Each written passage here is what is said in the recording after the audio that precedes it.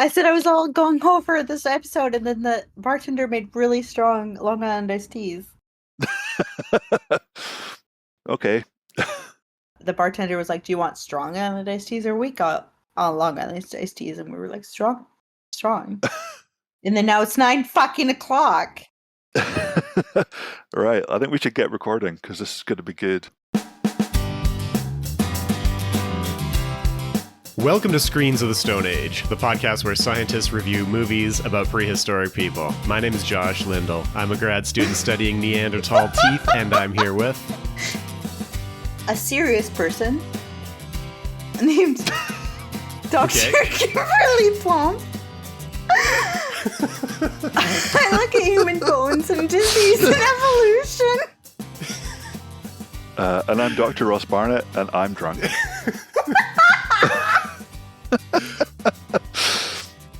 It would be a lot of fun to be all drunk when we're doing this podcast if it wasn't 7 a.m. for me. To be fair, drunk history has reached a level of fame. Yeah. Okay. I'm Dr. Ross Barnett. I can't remember now. I'm Dr. Ross Barnett, interested in paleogenetics and evolution of extinct. Ancient cat DNA. Yeah. That's right. And today we're reviewing Adventures in Dinosaur City, which was released in 1991, straight to VHS in the UK under the name Dinosaurs the Movie, and then released in 1992 in the United States, I think on the Disney Channel under the name Adventures in Dinosaur City, because it overlapped way too much with the TV show Dinosaurs, which came out the same year, and has puppets made by the same people, so very confusing backstory for this movie. I mean, Dinosaurs was a great TV show too. It still holds up, except for the misogyny. It's really misogynistic, like Flintstones, but the movie holds up. And we should review Dinosaurs, the TV show, at some point too. Yeah, that could be fun. Well, I had a baby doll. When you pulled the string, I went, "I'm a baby. I'm a baby." Okay, sorry, Roscoe. Did it say not the mama? Yeah, it did too, yeah. Not the mama. I'm the baby. Oh, that sounds awesome. Yeah, okay, so I'll be quiet. You can... This film, I had not seen before, and I'm trying to look at it through the eyes of a 10-year-old. And I think, it probably would have been something that I would have watched as a 10-year-old. It was it's not fucking something awesome. I would have chosen to watch. Yeah, I wouldn't have chosen to watch it as a 44-year-old, but it's got a lot going for it. It's got Omri Katz, who people will know from Hocus Pocus and Erie, Indiana, who is, I think, like 12 in this film, but playing a 12-year-old. And then you've got two 20-somethings who, it's never fully explained why they're hanging out with a 12-year-old. I think we're supposed to assume that they're also teenagers. So Omri Katz is called Timmy. And then there's one guy called Mick and one girl called Jamie. And at first I thought Timmy and Jamie might be brother and sister, but they're not. So they're just all hanging out in Timmy's bedroom. They're watching a show called Dinosaurs, which is like a cartoon, which has the longest intro of any cartoon I've ever seen, I think. And we watched the entire thing inside this movie for some reason. Yeah. It was and I didn't understand any of it. It was, yeah. And so that's what they're doing for fun. Timmy has got Jamie to write a dinosaur story to read to them, but it turns into a dinosaur romance, which is, problematic, I would guess. And he steals her diary, which she's written it in, and pretends to read out about how Jamie loves Mick and wants to kiss him and all that kind of stuff. But he's just making it up because he's a shit stirrer. And Timmy's parents are scientists, played by actors that I don't recognize. But they're very much... This film is like Honey, I Shrunk the Kids, essentially. It's very much crazy scientist parents. This film steals from a lot of movies from the time. It pays homage to a lot of movies. So we discover that Timmy's parents are scientists. And they're trying to invent something which... It's never really explained. It puts things into TV. Mm-hmm. I think that's it. But it's huge. They managed to put an orange into the TV. And then it comes back out again. Anyway, the mum and dad are off to a physics conference, and they decide that, well, maybe because they're mad scientists, they're okay with leaving Timmy at home with his 20-something friends who maybe are teenagers. I don't know. And the only instructions is not to go into the lab. But they've left everything pretty much on a hair trigger. Like, it's a death trap, this house. If anyone going into their lab is going to get a bad time. Anyway, so what's the first thing they do after the parents have gone? They decide to watch their VHS of dinosaurs on the big TV in the lab. And their big TV in the lab is I think like a 40-inch TV. So it would be small by today's standards. Like most But huge then. folk have something huge then. It was like mind-blowing how big this TV was. But now and it was flat too. Yeah. Yeah. That was insane. That was like Futurama back then. I should clarify, the screen was flat. The TV's probably 3 feet deep. Probably. It maybe even sort of extends into the next room. But yeah. And so, of course, they're putting on the dinosaur show, and they turn on the parents' equipment, and they all get sucked into the TV. Who could have predicted that? And they end up, as has been explained to us from the intro of the cartoon of dinosaurs, they end up in the dinosaurs' place, which has 2 towns, one called Dinosaur City, which is where the dinosaurs live, and one called Tartown, which is where the Rockies live, who are Neanderthals or humans or something. And they end up in Dinosaur City after kind of traveling through the TV, which I guess is a bit like Willy Wonka. That happens in one of the rooms in Charlie and the Chocolate Factory. They immediately meet a Bronx pterosaur who's got a very annoying accent. I thought it was Billy West from Futurama doing a voice for a while, but it's not. It's somebody I've never heard of, who is just makes a whole bunch of kind of stupid dinosaur puns. And we learn a bit about how all the dinosaurs from Dinosaur City have been kind of rounded up by the big baddie who's called Mr. Big. And then some Rockies appear who are led by Link, who's the kind of Neanderthal leader. And he's got a girl in his group whose name I never even hear. I don't know what she's called. But she sounds like Betty Boop, but is infinitely more annoying. And these Rockies are total, jocks. They just come in to break stuff. They're trying to find a dinosaur. They kind of steal the power to the lava cooler. So this is a major plot point. In Dinosaur City, you have molten hot magma because it's underground, but it's kept from exploding by a lava cooler, which is powered by something the size of a AA battery, it looks like, which the Rockies proceed to steal. And they disappear, and so now they've got 24 hours before the magma melts down and destroys Dinosaur City. So now the stakes are high. They've got not a lot of time to fix everything. And so after talking to Forry, which is the name of the Bronx pterosaur, they have to find a way to get to Tartown, and they decide that the best thing is to go through Extinction Grove, which is like a dinosaur graveyard. And they have to find some other characters that they know from the cartoon. So Rex, who is a T-Rex, who's a good guy in the cartoon, the kind of groovy dinosaur that would help to save them. Yeah. And then we cut to Tartown, and we see Mr. Big, who's wearing a big robe. He roasts one of the henchmen of the Rockies just for fun. We get the impression that early on that Mr. Big is not a mammal because he calls all the Rockies mammals, which sort of is a plot point which is kind of telegraphed into you from that part, even though you never see his face. I call humans quite a bit. So Yeah. You don't call them mammals though, do you?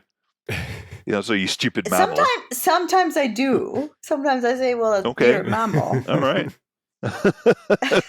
Okay. All right. Well, we'll just keep moving on. So they get through Extinction Grove, which is creepy, and we see lots of graves.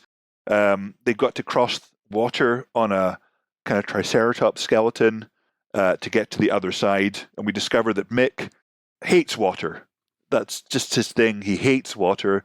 It comes up so often in this 5-minute scene that he hates water, so of course he falls in. They kind of decide to get halfway across, try to go back, but then a giant snake appears. Oh no. then they get, after all that peril, they get to Tartown. They pass a whole bunch of skeletons, which are clearly of Homo sapiens, not Homo neanderthalensis. They go straight to a bar, okay? And the first thing they meet in this dinosaur bar in Tartown is a dinosaur of the night, a dinosaur of ill repute, a dinosaur hooker who asks them if they're looking for a good time, which is just so weird. It's so weird. That's what it's like growing up in the 80s, 90s.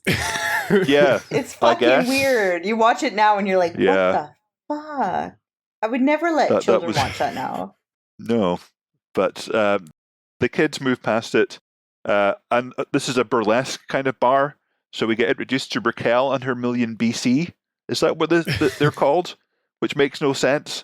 Yeah, it was Raquel and her million BCs. I think million BCs is supposed to be like 44 double Ds or something, but it's a real stretch. Yeah. Okay, I never even thought of that.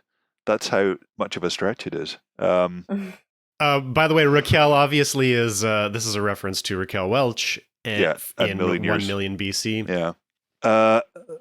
So they do a song about rank misogyny, about how they want to get clubbed on the head and dragged away. Classic bingo spot there. Well, I mean, this show uses the word club a lot, and you can interpret it literally, or you can interpret it as a euphemism for penis, which is the way I understood it every time they use the word club. And you've hit on like the main thing I want to talk about, which is the sexual innuendo, which is rampant in this movie and very disturbing for what seems to be a children's movie, because there's nothing in here for adults except for terrible sex puns. But that's what it's like growing up in the 80s and 90s. It's fucked up. You watch movies now and you look back on it and you're like, what the? It's either like horribly misogynistic, sexualized, it's true, actually, or violent. It's horrible. Yeah. Well, I was watching The Goonies recently when it came back to the cinema with my kids. Remember, it's a wholesome adventure film, and there's a whole long scene where they talk about drug use and murder and stuff. It's like, I remember this. And it's just commonplace that women are lesser than and girls are sexual beings, and like it was hard growing up. It was. Yeah, it's amazing we made it. At the time we didn't know it, right? Like that's the hard thing, is that we just all internalized. That's it. That's why the world's so messed up. Kim, you chose this movie and you insisted that you love it and that we interpret it graciously from the eyes of a 10-year-old child, and yet you're the one telling us how terrible the 80s were. Okay, but all 80s, there's not a single movie like from the 80s, a child movie that you'd watch that you wouldn't at least at some point be like, what the fuck? Like, it's all messed up. I agree with that. This for sure. movie at least had humans where you could interact with dinosaurs. That's what I loved, is that you could interact with dinosaurs. You were friends with dinosaurs. Yeah. It was all good. That's what I was looking for when I was this age. Yeah. Even now, that's what I'm looking for, to be honest. So they're in the weird dinosaur bar, and then some Rockies turn up and start trouble. They're like just trying to have a nice pint of primordial soup. Swamp juice is what they're drinking as well. Which, again, you can interpret that in a number of ways. I think I had some swamp juice earlier. yeah, could be.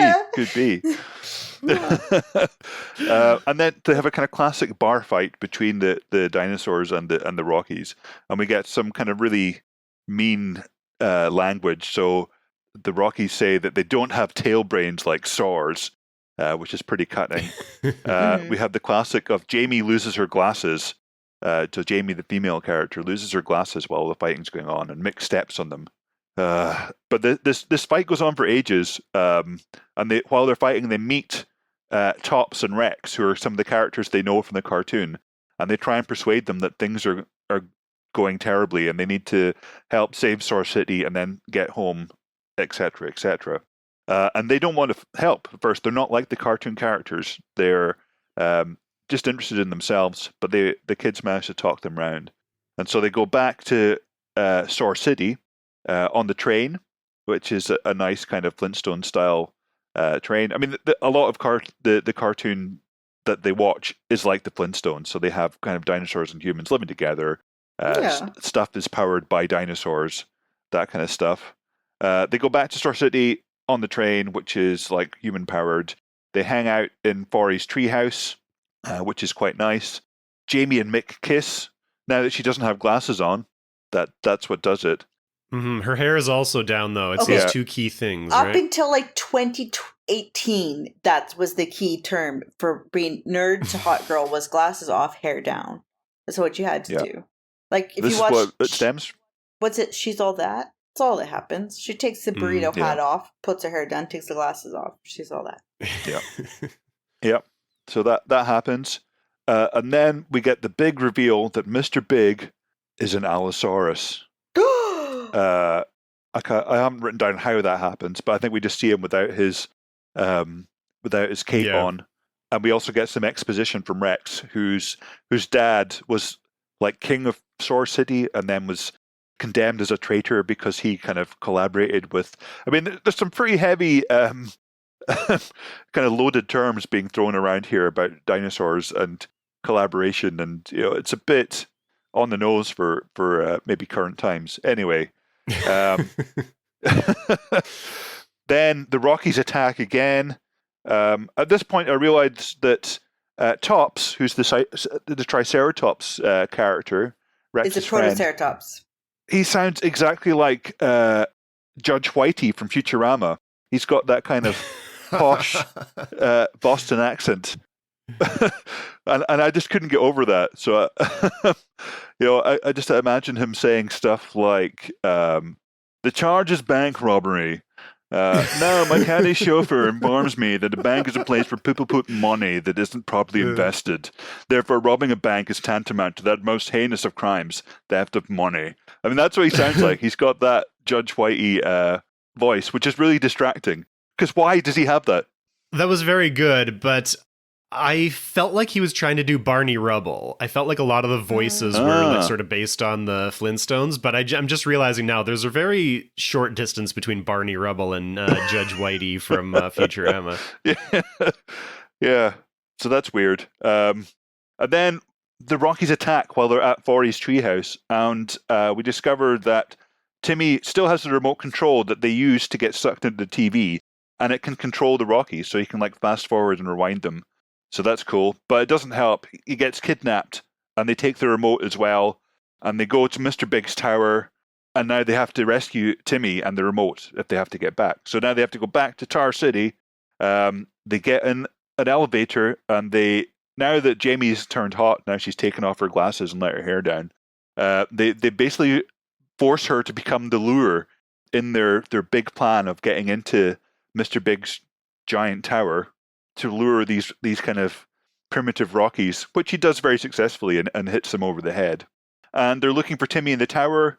Rex finds his dad, who isn't dead and isn't a traitor, but did things which were confusing and not really easy to follow, even as a grown adult.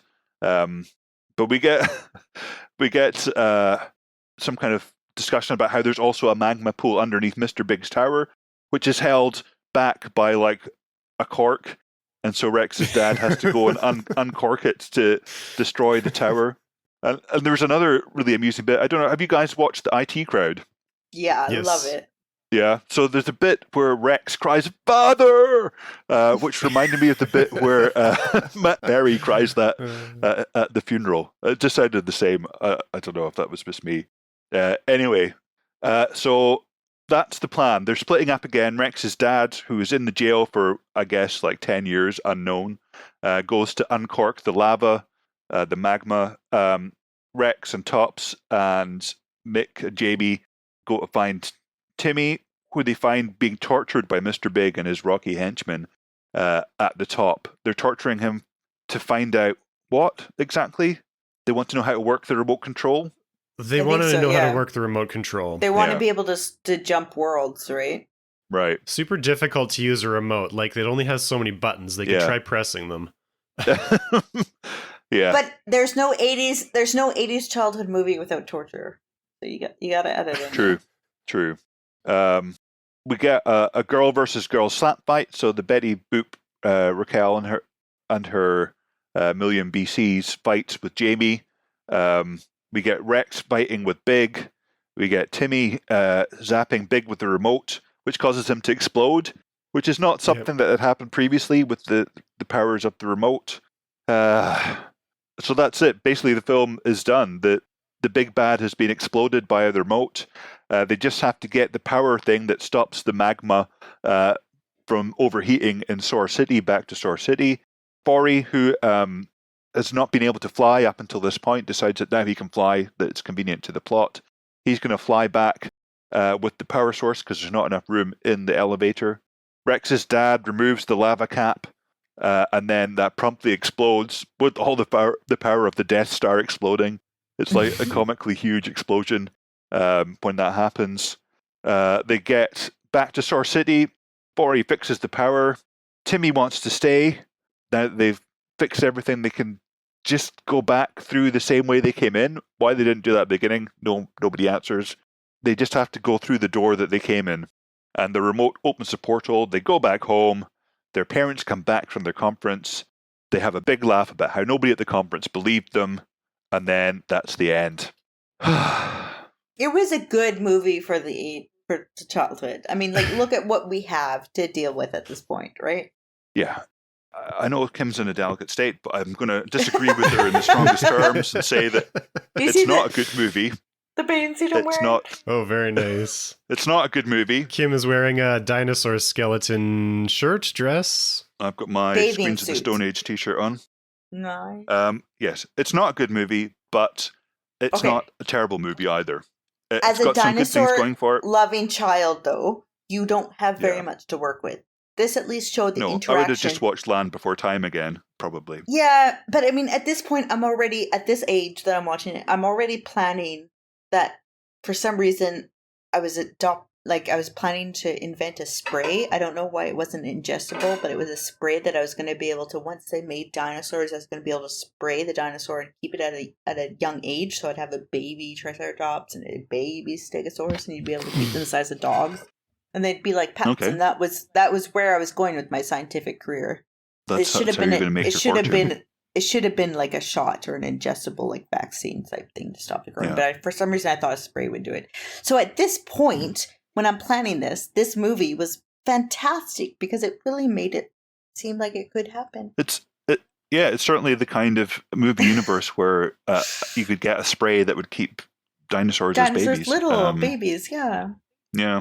But I think, it was just before like things got good. So yeah, Dinosaurs, the TV show came out pretty soon. Yeah. That's why I think I forgot Jurassic this Park one. came out like the next year.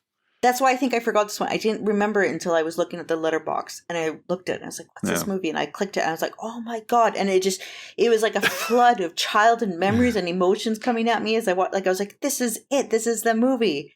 And it's because, you're right. This film is your Christian Madeleine.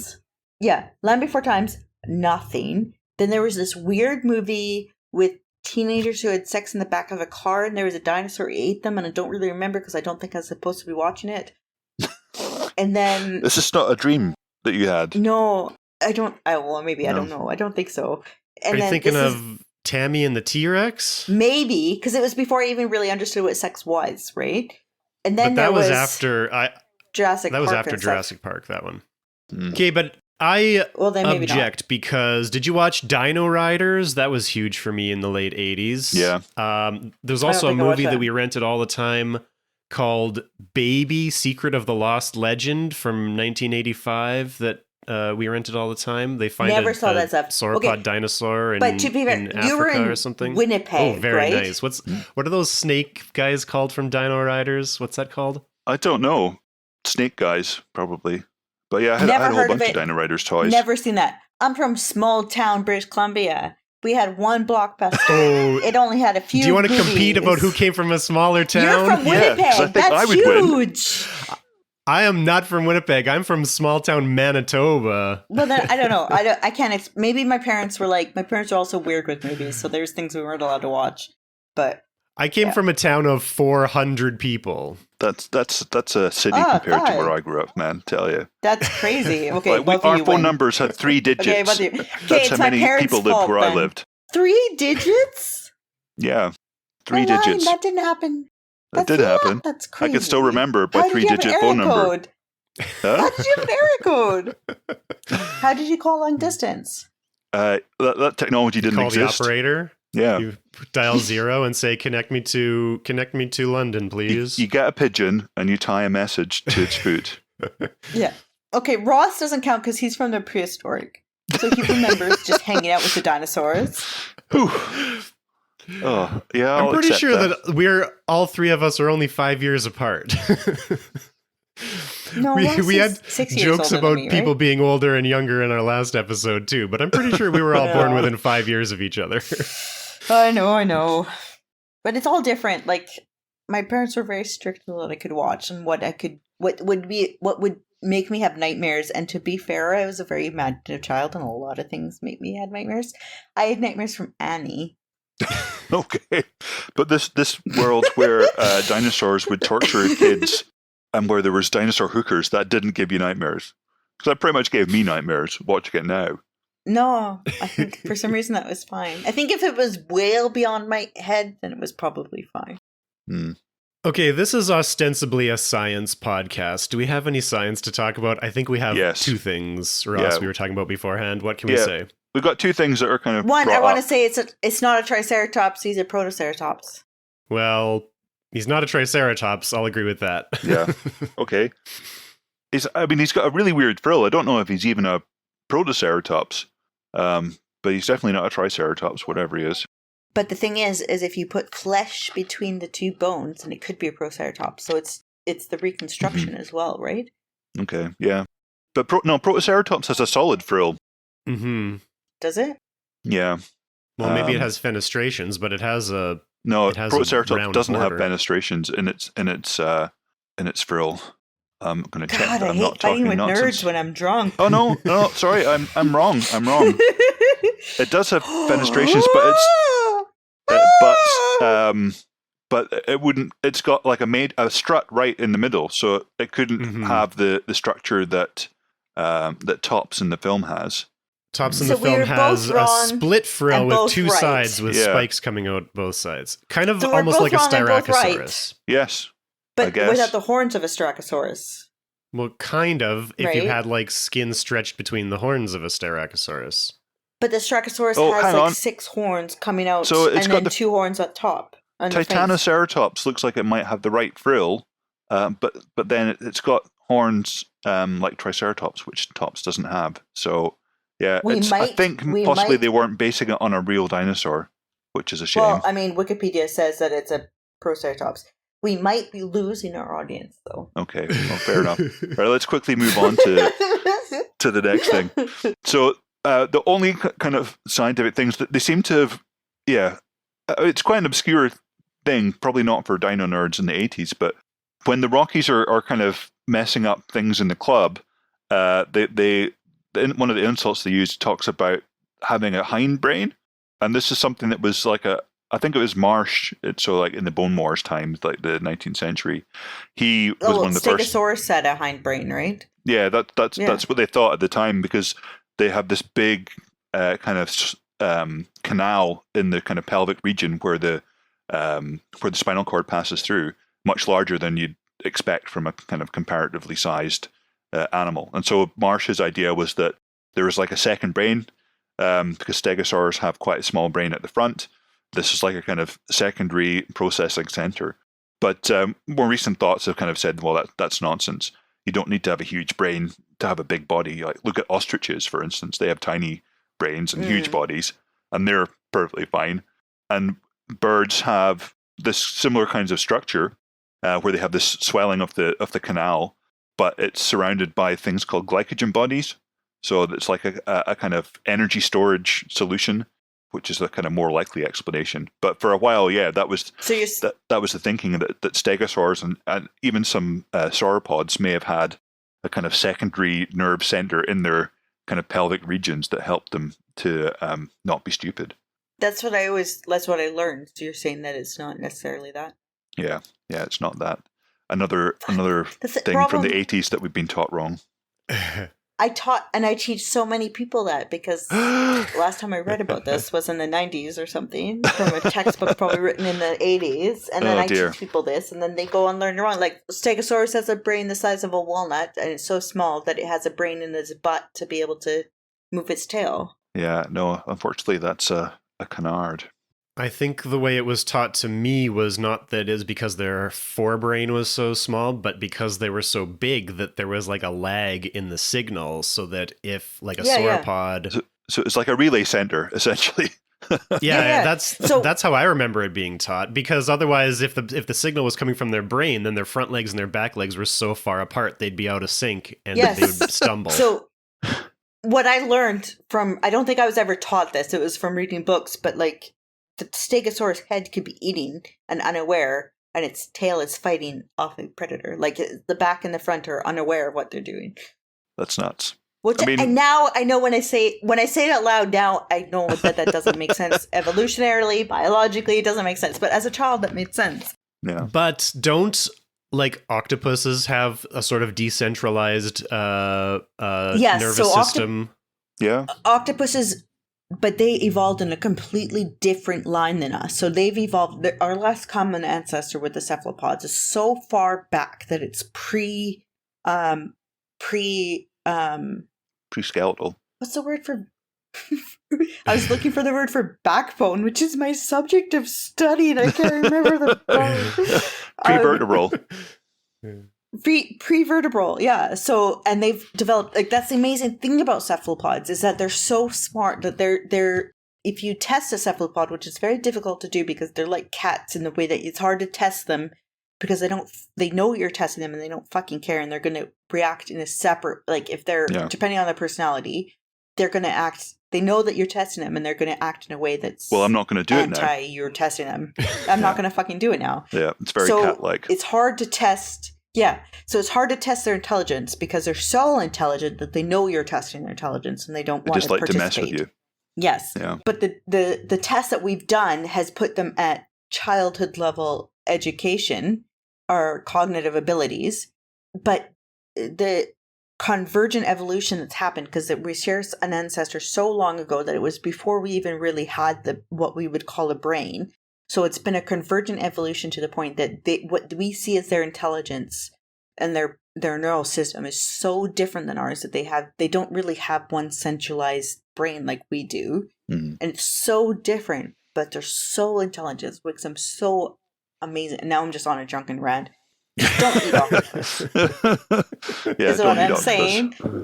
It honestly, if they were more social animals, they're very solitary animals. If they were more social, they'd be ruling the earth, not us, I think. Mm-hmm. It's still time. And that's the end of it. I don't even remember how this began. Cephalopods are amazing animals. I want to get it in before someone emails us claiming a t-shirt saying, you said octopuses, but the correct plural is octopi. The correct plural is not octopi because octopus is not a Latin word. Or octopodes, I think, if you want to get really technical, but octopuses is fine. Octopi is categorically incorrect. That is not the correct plural of octopus. No, I've had to train myself from saying octopi because I trained myself to say octopi, and it's not right. Where were we? What were we talking about? I can't even remember. We were talking about hindbrains and how they don't exist. They are our glycogen bodies for possibly energy storage or something like that. Like a stegosaurus is not bigger than a giraffe, and a giraffe doesn't need to have a second brain in its butt to. I'm pretty sure a stegosaurus is bigger than a giraffe. Is it not? No. Well, in terms of the length from the head to the back legs, maybe. So that's interesting that they kind of brought that up, and I mean, I think that the Rockies are supposed to be Neanderthals, but they haven't even made any attempt to give them kind of Neanderthal makeup or give them a brow ridge or anything. And all the skulls we see are human skulls, not Neanderthal skulls. So that's something. The problem with the movie for us is that they're not going back in time. They are going into a children's cartoon, which features dinosaurs and humans together. I don't know if we specified this clearly, but the show that they watch is a cartoon in the style of the Flintstones. But the universe that they end up in is a live action universe where all of the dinosaurs are played by people in rubber suits with animatronic facial features like the TV show Dinosaurs, which I don't know why that's the case. Why wouldn't you end up in a cartoon if the device puts you into the TV? Their costumes are significantly crappier than the dinosaur ones. Like the movements and the kind of prosthetics are just not as good as the ones from Dinosaurs. So like Tops and Rex and Mr. Big, they're really kind of static and unalive looking, whereas like the dinosaurs, they feel like real characters, like real creatures, rather than somebody with a foam latex head on. But they do have animatronic faces that like do move. And like, to be honest, I was kind of impressed because this was a straight to video movie and the sets are huge and there's probably hundreds of dinosaur costumes. Yeah. So it must have been super expensive for a straight to video movie. Yeah. But straight to video used to actually make a lot of money. Like not like cinema would make a lot of money, but video rentals used to be especially since there were no other videos for dinosaurs for children in the 80s, so you had to buy this one. And you had to go, you had to return it every week, and then you'd have to go and rent it every week. Like, I'm pretty sure we rented it. When I told my mom which movie we were watching for this podcast, she was like, "Oh my God, that movie. You rented it so many times." Yeah, it's like a library book. You just had to keep going and taking it out. The other thing I was going to point out was with the animatronics and the costumes. Me and Josh sort of mentioned this briefly before we recorded, but the Rex character, the T-Rexes in the film, they have lips, which is an interesting choice since now kind of research has suggested that is true and that having lips is more accurate than the Jurassic Park T-Rex, which had a very crocodilian mouth with exposed teeth, whereas the Adventures in Dinosaur City dinosaurs have lips that cover their teeth and protect them from the elements. So there were some recent papers came out looking at the kind of erosional state of theropod teeth. I can't remember what species they were looking at, but the kind of evidence pointing towards them being protected from the elements to such an extent that they must have had lips. Because otherwise they would be kind of breaking and needing to be replaced as quickly as crocodilian teeth do. And there just wasn't the time for that. Yeah. So that's interesting. That in this one tiny aspect, this film is more accurate than Jurassic Park. There we have it. Adventures in Dinosaur City, more accurate than Jurassic Park.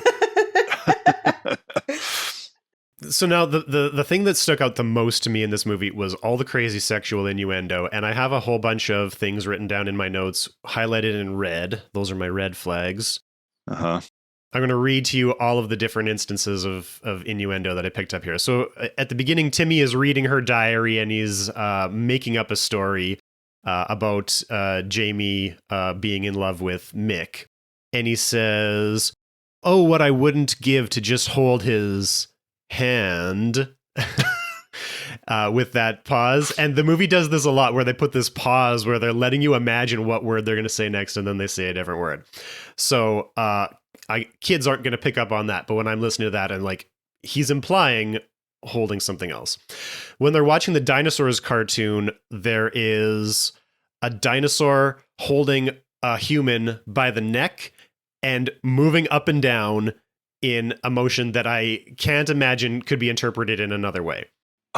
This is telling us a lot about you, Josh, I think, and more. Yeah, more I think so. I was like, I didn't see that at all.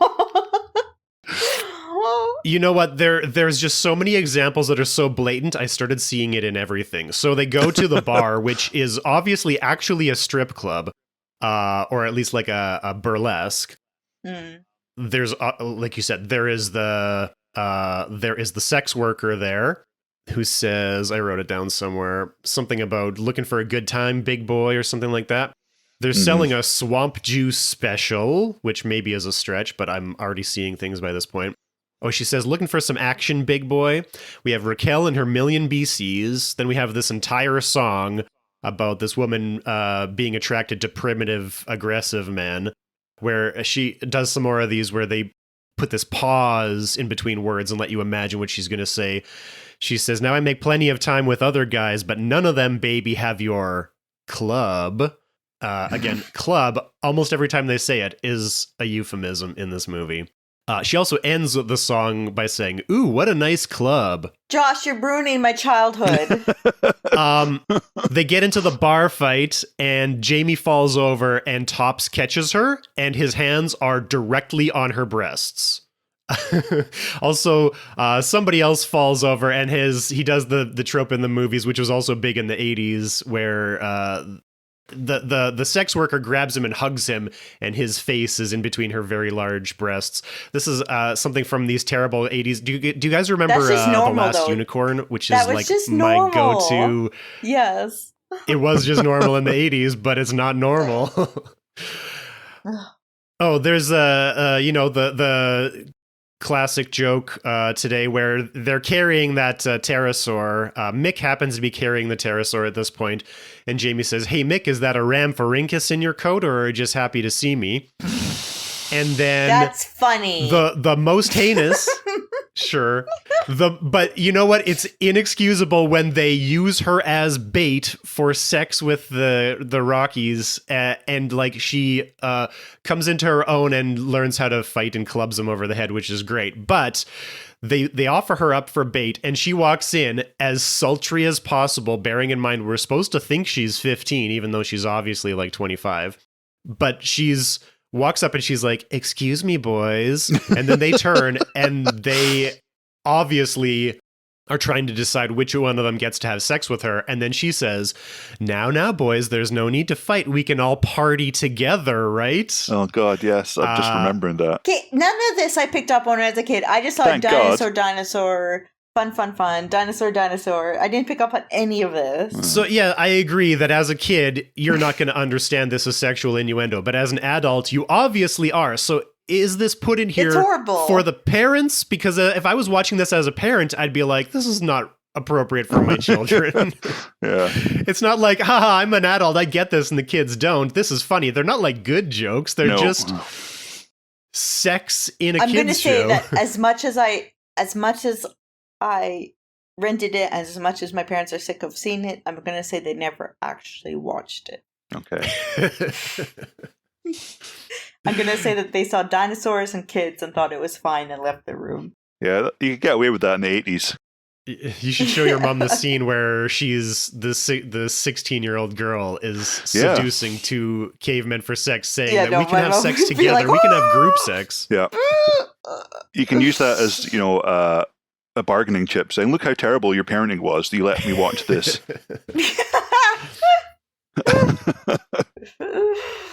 Fuck. I remember my little niece's favorite cartoon was Family Guy. Oh, for the God. longest time, because my aunt and uncle had never watched TV, and they Oh, never God. watched Family Guy. And then It's a finally, cartoon. my little niece, who was like 6, I know, told my mom, like, my favorite cartoon is Family Guy. My mom was like, "What?" And she knew that her sister didn't watch TV, and she was like, "You need to watch an episode of Family Guy." And then it just ended right there. Kids are so good at that, There's an though. assumption it's cartoon, it's safe, right? Yeah. They're so good at that. They'll find the loophole and they'll exploit it. You're kind of running to catch up because they're always one step ahead. Yeah, totally. And they are aware of things that you're not, right? It's funny what people were panicked about in the 80s, though, because you talk about how, like, this movie, nobody bats an eye at all this blatant sex in it. But at the same time, everyone was freaking out over their kids watching The Simpsons, which is super tame by comparison. Mm-hmm. I was not allowed to watch The Simpsons when I was watching this movie. I'm going to just say that my parents, like, that it Bart was more of sometimes said hell. Yeah. That's terrible. But my How mom can a was a 10-year-old teacher child and was say like- hell? Like, the bad kids wanted to act like Bart, so my mom didn't like that, so we weren't allowed to watch The Simpsons. And I'm going to say she honestly probably just never watched this show or any other cartoon that had... Because, like, you watch anything from the 80s that we grew up on, and it's messed up. Even the Labyrinth Mm-hmm. Yeah, and stuff, it's all Labyrinth is really messed up. messed up stuff. It's scary. Dark it's Crystal. terrifying. It's scarier than horror movies we watch now. It's all... Yeah, Dark Crystal. It's terrifying, weird... Yeah. Sexually driven, misogynistic, Legend. Another. racist. It's all weird stuff. Yeah. You ever see All Dogs Go to Heaven? They literally go to hell in that movie, and I that loved gave me that nightmares. movie. I loved it too, but it gave me that nightmares. movie. I watched it all the time. Yes. Even the movie that gave me nightmares for so long, and I can't even watch it now, is Roger Rabbit. What? Because The guy melts. Oh, When yeah. no, when they have that potion and they take that baby shoe and the shoe cartoon that's like innocent shoe cartoon The and dip. they kill it They put it in the slowly dip. and we watch the shoe cartoon die. I can't fucking I can still cry about that. I can't even. It's just it's horrible. Yeah. It's a horrible movie. And I got it for my birthday in VHS, I remember. From somebody that didn't like you, or what? I don't know. I just, yeah, probably. It was a horrible fucking movie. Yeah, the dip. It was horrible. It was like watching slow motion torture and murder of an innocent creature. Yes, it was a cartoon shoe, but in that universe, it was a creature. Yeah, sleep well after that and don't have nightmares. Yeah. It's no wonder we're all neurotic weirdos at 40. It does explain a lot. Well, we might have got everything out of this movie that we can get. There isn't a lot to go on. No. It's just humans and dinosaurs in a To be fair, cartoon where... It was better than the other one we were going to watch. Mm-hmm. Yes. Yes, we started watching another Ross, movie and you're our link didn't fucking work evil. very well. Ross just sent me on the phone a gif of this scene where the bad guy is killing the shoe. He sent me that on my phone right now. How am I your friend? That's horrible, Ross. Just trying to desensitize you, that's all. You're a horrible friend. No, it's horrible. Yeah, the other film was worse. Definitely. Oh, you were traumatized as a child and it's still hanging on? Here, I'm going to send you that in slow motion on your phone now. Oh, dear. Well, if you're a regular listener and you're enjoying this episode, send us an email and let us know, and maybe we start up a Patreon, and one of the Patreon exclusives can be drunk podcasting. That'd be good. So, I read today, though, we actually have comments on at least two of our episodes on Spotify. Comments, really? on the episode. It's all good. Interesting. Hello, people who comment. I don't remember your taglines, but they were all good and friendly, and thank you. I think that's a good note to end on. If you're listening on Spotify, leave a comment there and let us know you're enjoying the show. If you're watching on YouTube, or if you're listening on YouTube because it's just audio, comment there. Give us likes and thumbs up, and, and give us stars on Apple Podcasts. Let us know what you think. Yeah. As far as we know, it's us, some of our family, my parents, my sisters, they don't listen. It's like a cousin or a friend. And then a few other people around the world that listen who send us emails. Other than that, we don't think anybody's listening, and we're just doing this for fun. So if you are listening, let us know, and it will help us build our confidence. Get past these past traumas that we lived through the 80s. Yeah. I do track the analytics myself, but you guys are pretty hands-off with the podcast otherwise. So it is pretty surprising to me that most of my family and friends don't listen. Most of the people that I know are listening are not people that I've ever met in person, which is always very nice to hear from people who I've never met but are listening to our show, which is very nice. A quote from my dad from this last week is, You do a podcast? What's it about? That's such a dad comment, isn't it? I know. And then my mom's like, it's about science. Shut up. I think that several of my family members have said that to me more than once each. Yeah. I know that Katie and Khalil sometimes listen, so thank you. Hello. If you've been enjoying Screens of the Stone Age, get in touch with us. Follow us on Twitter at SOTSA_podcast and on Facebook at SOTSA podcast, or send us an email to screensofthestoneage@gmail.com. Screens of the Stone Age is supported by the Paleoanthropological Society of Canada. Find out more at pasc-scpa.ca.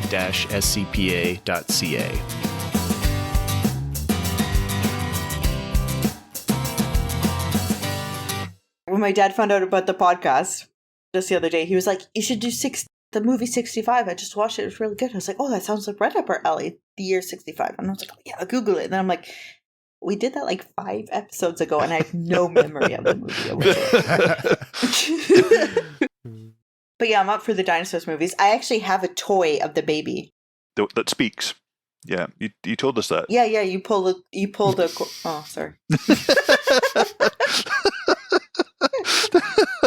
Yeah, the fact that you don't remember 5 episodes ago is not so much of a surprise now. And